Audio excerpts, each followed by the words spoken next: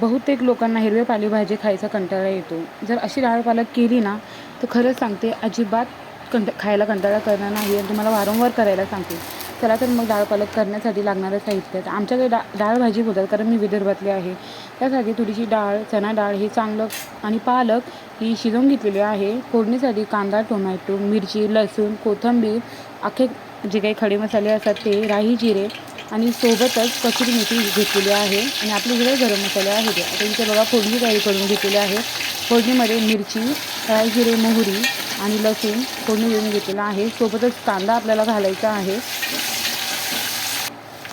इथे हे बघा आता आधी खडे मसाले टाकले, त्यानंतर कांदा घालून घेतलेला आहे.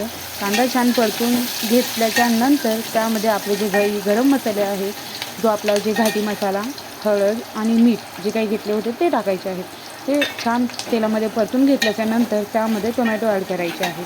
टोमॅटो तोपर्यंत परतायचे आहे जोपर्यंत तेलाला टोमॅटोला तेल सुटत नाही. आता इथे बघा छान इथे टोमॅटोसुद्धा परतून घेतलेला आहे आपण. टोमॅटो परतून घेतल्याच्या नंतर त्यामध्ये कोथिंबीर ॲड करायची आहे, कारण काही लोकांना म्हणजे मला तरी कोथिंबीर भरून टाकलेली आवडत नाही. आता इथे बघा डाळ म्हणजे आपण शिजवून घेतलेली होती ती ॲड केलेली आहे. जर रेसिपी आवडली असल्यास नक्की लाईक, शेअर आणि सबस्क्राईब करा. भेटून